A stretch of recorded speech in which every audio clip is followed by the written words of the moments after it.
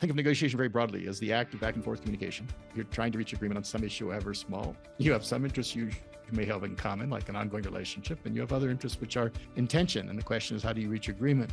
And in that broad sense of the term, when I ask, leaders of all kinds, entrepreneurs, managers, whatever, who do you negotiate with? And that broad sense of the term, well, it starts with the family and it goes into, everyone, coworkers, even negotiating with yourself. And I ask them how much time they spend. And usually it's like 25, 50%, sometimes 90% of my time I spend. So in that larger sense of the term, we're negotiating from the time we get up in the morning, we go to bed at night. Welcome to Grow Think Tank. This is the one and only place where you will get insight from the founders and the CEOs of the fastest growing privately held companies. I am the host. My name is Gene Hammett. I help leaders and their teams navigate the defining moments of their growth. Are you ready to grow? Today we're going to talk about negotiation skills. I believe that every leader should have negotiation skills so that they can negotiate with their team members, with their partners, with customers, with anyone in their life. They should be able to do this well, which means you should be able to look at this as a skill. You should be able to dissect it into pieces and see where you need to improve and be able to focus on that so that you are good at negotiating. Negotiation skills are a part of leadership. And our special guest today is William Ury. William is the author of Possible, also Getting to Yes, which sold millions of copies. And you want to make sure that you tune in today because I think William and I are unpacking some elements of negotiation that isn't talked about very often. And so these are meant to be some new elements of negotiation, being able to really listen more deeply. You might be surprised by his answer. It is something that's new to me. So I bring this to you today in a very special episode with William about negotiation skills for leaders. My name is Gene Hammett. I'm an executive coach. We do leadership development, helping managers become leaders. And if we can help you in any way move the needle for your business, then I'd love to get to know you. Now, one of the things you might be asking is who is this person and how could he help me? Well, we offer a chance for you to kind of put your toe in the water, if you will, and you can join the conversation if you go to coreelevation.com/virtual conversations. We offer this up to other clients of ours, people who've been on the show before, people that have listened to these episodes just like you're listening today, and they've signed up and showed up to learn about certain aspects of leadership. We do one per month. And if you're interested in joining us, just go to coreelevation.com/virtual conversations and you can sign up for absolutely free today. Now, here's the interview with William. William, how are you? I'm very well, Gene. It's a pleasure to speak with you. Well, we're going to have a great podcast today. We're going to talk about your newest book, which is all about negotiation. And it's called Possible. You also have other books. Getting to Yes is what you're probably most known for as an author. And tell us a little bit more about yourself, just to fill in the gaps. Well, by training, I'm an anthropologist, a student of human beings. By profession, I'm a mediator, negotiator, advisor. And my passion really is helping people get to yes, helping organizations get to yes, particularly when things turn difficult. When I think of negotiation, I think of like business deals, but I think you're looking at it in a more broader sense, not just about how we do business together with someone that might be new to us. When you talk about negotiation, how do you frame that in? Yeah, Gene, I think of negotiation very broadly as the act of back and forth communication. You're trying to reach agreement on some issue, however small. You have some interests you may have in common, like an ongoing relationship, and you have other interests which are intention. And the question is, how do you reach agreement? And in that broad sense of the term, when I ask, leaders of all kinds, entrepreneurs, managers, whatever, who do you negotiate with? And that broad sense of the term, well, it starts with the family and it goes into, everyone, coworkers, even negotiating with yourself. And I ask them how much time they spend. And usually it's like 25, 50%, sometimes 90% of my time I spend. So in that larger sense of the term, we're negotiating from the time we get up in the morning, we go to bed at night. I like that context around that. What is it you feel like people think about negotiation that just isn't true? Well, one thing is people think of negotiation as sometimes they think of it as kind of a manipulation and they're uncomfortable with it. That's why a lot of people don't like to negotiate because it feels like you're buying a used car or something like that. And, 95% of our negotiations are with people. It's not a one-shot deal like a used car. It's ongoing relationships. And it's really the art of applying our creative potential, our joint problem solving to a common problem. So it's not just we're at opposite sides of a table, glaring at each other across the table. No, we're face to face, we're side by side facing a common problem and tackling the problem together. That's, to me, the higher ground of negotiation. What's the biggest mistake that people make in negotiations like this? The biggest mistake I find actually has nothing to do with the other side. It has to do with ourselves. It's our tendency, our very human, natural, understandable tendency to react. In other words, act without thinking, act out of fear, out of anger. And as the old saying goes, when you're angry, you will make the best speech you will ever regret. And that goes for the best email you will ever regret. So that's the biggest obstacle, actually, is not the difficult person on the other side of the table. It's me. It's myself. It's the person I look at in the mirror every morning. Well, that very much aligns with the book that I'm writing with my co-author, my wife. We haven't formally titled it yet. I know yours is possible, but when angry, you could give the worst speech of your life. Say that again and then unpack that for us. Yeah, when angry, you will make the best speech you will ever regret. And we live in a highly reactive time. We're on our phones and media, texts, everything's coming at us all the time. We get very reactive. And that's that part of the brain that's kind of just acts out of fear, because we get tense, in a negotiation, we get angry, and we don't act in ways that serve our best interest. We often act in ways that go exactly contrary to our best interest. And so I find that if you want to influence, you have to influence is yourself. The whole concept of making us, letting emotions take over isn't something that we have to really explain, because I think we've all experienced this before. We've gotten triggered, we've gotten something, but in negotiations, how do you calm yourself down? How do you feel yourself getting off the tracks, if you will, of an emotional strength? Well, I would say the metaphor I like to use is, imagine that you're negotiating, you're having that difficult conversation on a stage. And, there's the other person, there may be other people involved in whatever. Part of your mind needs to go to a mental and emotional balcony overlooking that stage. Go to the balcony. The balcony is, what is it? It's a metaphor for a place of calm and perspective, a place where you can keep your eyes on the prize, a place where you can see the larger picture. Now, how do you go to the balcony? In that moment, everyone has their favorite techniques. Some people, it may be as simple as just taking a deep breath, or 2 or 3, just to get oxygen in your brain. It might be just pausing and using a little moment of silence. Often silence is key in negotiation. It might be taking a break. It might be going for a walk, just out in nature. That's what I love to do, is go for walks, because it relaxes my nervous system. You bring your best to the negotiation rather than your worst. Now, William mentioned this concept of the balcony.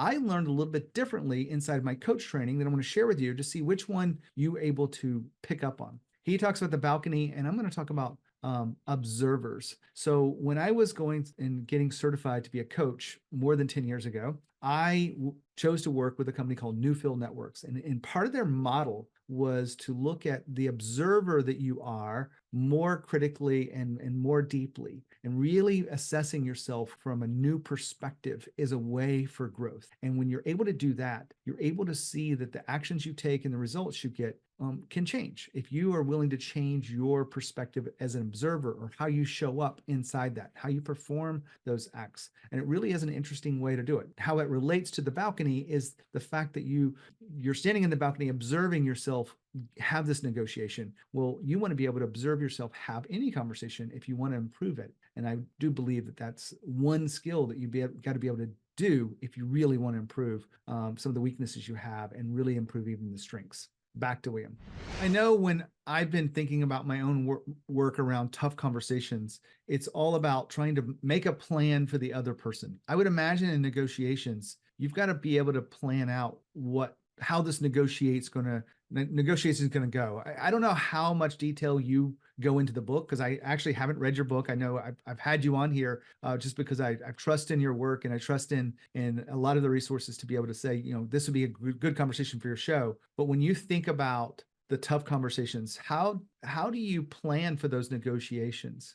Very important. Planning, preparing, there is no substitute. No matter how skilled you are as a negotiator, you put yourself at a big disadvantage if you don't prepare. Preparation is time on the balcony. And once you settle your nervous system, once you've negotiated with yourself, you've gotten to yes with yourself in that sense, then, okay, how do you get to yes with the other side? And I think you need to be asking not only what is it that I really want, because oftentimes we think we know what we want, but we don't actually.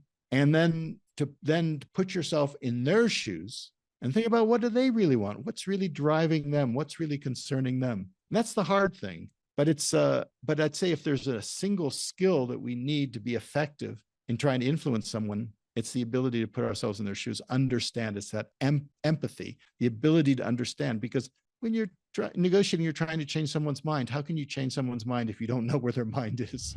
Now, William's speaking my language because he's talking about putting yourself in their shoes, and he talks about being empathetic. Well, when I think about tough conversations, you've definitely got to be empathetic. In fact, it's such a critical part of this. The 10 letters in empathetic are the 10 parts of our framework to help you through tough conversations. So how important is understanding and putting yourself in the shoes of others? I think it's critically important, not only in negotiation, but also in tough conversations. And as a leader, you want to be able to do this effectively without going too far, but being able to do it and have the conversation from that new perspective will help you communicate better with the other person, whether negotiating or it's a tough conversation or constructive feedback. Back to William. I'm glad that you say that, because I wasn't familiar with the work that you have, but I feel like our books are not the same, like negotiation and tough conversations, or not the same, but there are a lot of similarities in that you're going into this conversation with another person and it's likely to trigger them in some ways, because you're asking for something, they're asking for something else.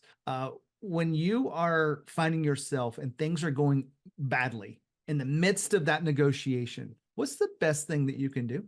Take a breather. The best way to start is to stop. The best way to engage is to disengage first and really just breathe. I mean, it could be just a few seconds. Thomas Jefferson used to say, when angry, count to 10. If very angry, 100. In the middle of the Constitutional Convention when tempers were rising. It's just slow down for a moment. One of the best advice in negotiation, if you want to go fast, go slow. Just go slow for a moment in a difficult situation. Go to the balcony where you can then see, you can plan ahead. It's almost like a labyrinth. You're trapped in this labyrinth. You got to find a way through it. And so that's why balcony precedes what I would call building them a golden bridge, which is what you need to do to your job is not to make it harder for them. It's to make it easier for them to make the decision you want them to make. There's a very famous other person that talks about negotiation, and he talks about never split the difference. Is this concept in alignment with what you see in negotiation? It is, in the sense that, a classic example in getting to yes with the first book I co-authored with Roger Fisher so many years ago was two sisters quarreling about an orange, right? They're quarreling about the orange, and they say, okay, to take the knife and they cut the orange in half, right? They split the difference, as it were. One sister takes her half, peels it, eats the fruit. The other sister takes her half, throws away the fruit, and uses half a peel for baking a cake. In other words, you end up with a half a peel for one and a half a fruit for the other, when if you had looked behind the positions, which are the things people say they want in negotiation, like money and terms, which in this case are the fruit, for why? What are the underlying interests behind those positions, which in this case are cooking and eating, making a cake and eating, then you might end up with a whole peel for one and a whole fruit for the other. That's the idea. Don't just split the pie, expand the pie before you divide it up. I like that concept. We've been talking about negotiation with William Ury and his book, Possible. I've got to ask you, writing books is not easy to do. So why did you have to write this book, Possible? That's one of the best advice you can give to an author, is never write a book unless it's absolutely necessary for you, because it's a lot more work than you think. And what drove me to write this book was a conversation I was having with a friend of mine, an author, business author, well-known business author of Good to Great, Jim Collins. We were going for a mountain hike, and he suddenly turned to me and he said, William, he said, you've been wandering around the world for about 45 years, working some of the world's toughest conflicts, from labor strikes to boardroom battles to civil wars to the Middle East to the Cold War. He said, do you think you could sum up everything you've learned in a single sentence? And I like challenges. So I thought about it. And in my next walk with him, I tried it out. And then he said, now go write the book. And that's why I wrote the book, is to see what can I offer right now in these very challenging times where we're faced with increasing levels of conflict, that's polarizing us, it's paralyzing us from solving the problems. How do we transform our conflicts from destructive fighting into constructive negotiation and dialogue? I'm going to throw you a kind of a curveball question, not to throw you off track, but I'm just curious around this. Writing a book means you have to wrestle with your thoughts of what's true and not true, and how do we communicate this to others that are reading it?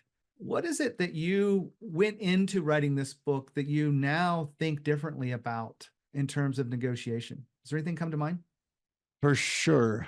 I think when I started off working in negotiation, I thought negotiation was mostly about influencing the other side. That was what it's about. And writing this book and thinking about my lifetime of experience, I've realized that actually negotiation is as much about influencing yourself as it is about influencing the other side. To me, one of the hallmarks of a good negotiator is someone who listens. Negotiation is far more about listening than it's about talking, even though we call it talks. And, there's a reason why we're given 2 ears and 1 mouth for a reason. It's to listen twice as much as we talk. And what I found, it's hard for people to listen in tough situations, like the tough conversations you're writing about.